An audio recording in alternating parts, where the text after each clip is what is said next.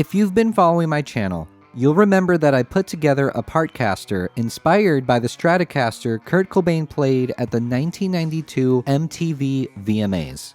Less than a year later, I found myself documenting and holding the remains of Kurt's actual VMA Strat. After that, I didn't really think it was possible, but I just upped my VMA Strat game to a level I won't be able to top. I just finished putting together a one-for-one build of this famous Stratocaster. It's as close as I can possibly get to the real deal, and I know this because I had my Strat side by side with the actual VMA Strat remains and confirmed that it truly is the same exact model and run as Kurt's. I've noticed a trend recently on both YouTube and TikTok where people will title things like "The guitar Kurt Cobain used to record so-and-so" or "Kurt Cobain's forgotten amp," and you click on it thinking you're about to see Kurt Cobain's actual guitar or amp, but learn that the author is just showing a tribute build, not something Kurt actually had his hands on. Very clickbaity and misleading, but in this video, I'm very proud to say that I will not only be presenting my accurate build, but will present it side by side with the real deal. The actual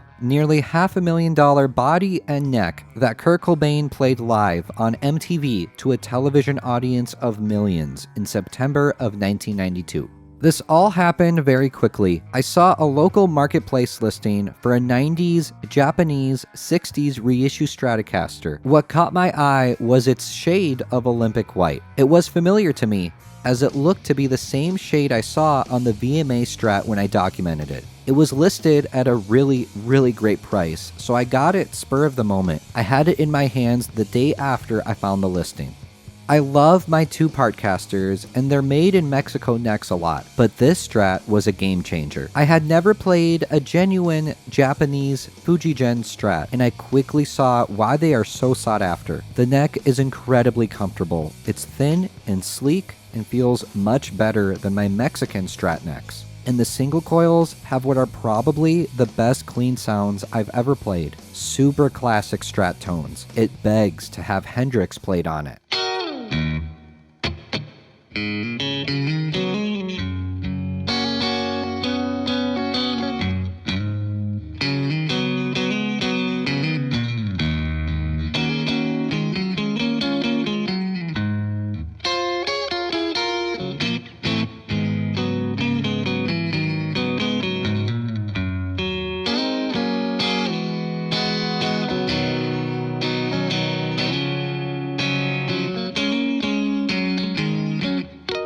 This Strat is a 1996 ST-62, which stands for Standard 1962 Reissue.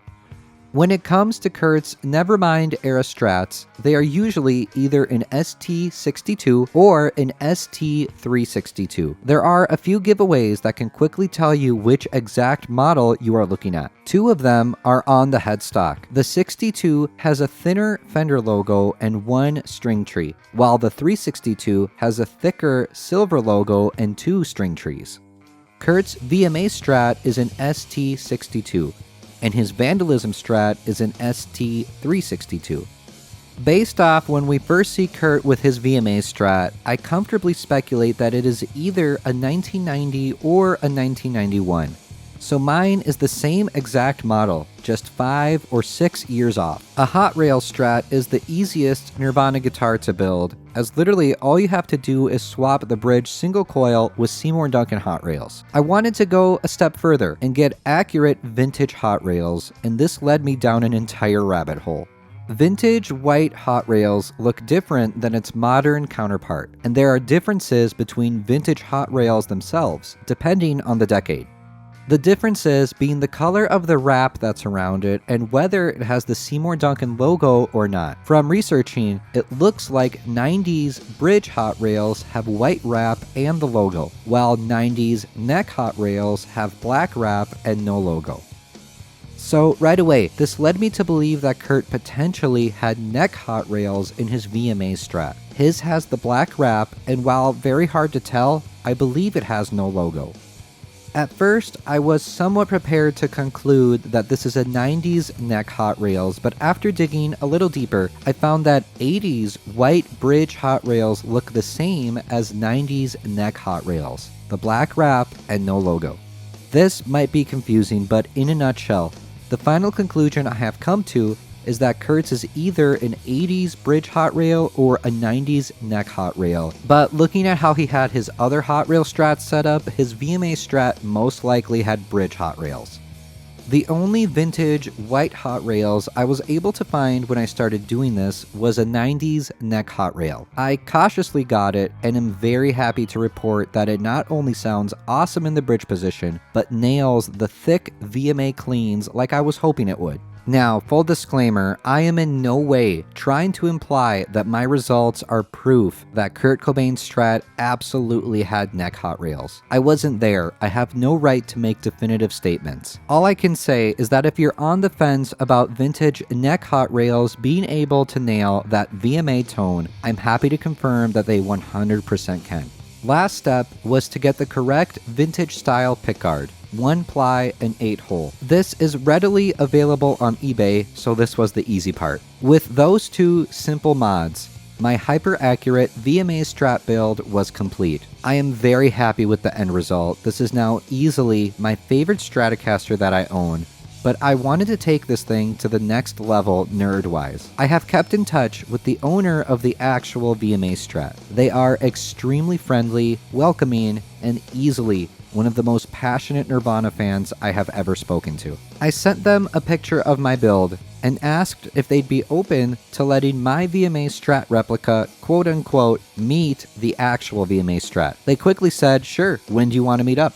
It was my second time seeing the real deal, and let me tell you, it doesn't get old. It was just as exhilarating as the first time to be so physically close to the guitar Kurt used in one of Nirvana's most memorable performances. We carefully placed the two Stratocasters side by side, and it was like uniting long-lost twins. Just ignore the fact that one of them is 5 or 6 years older. It confirmed that my initial suspicion was right.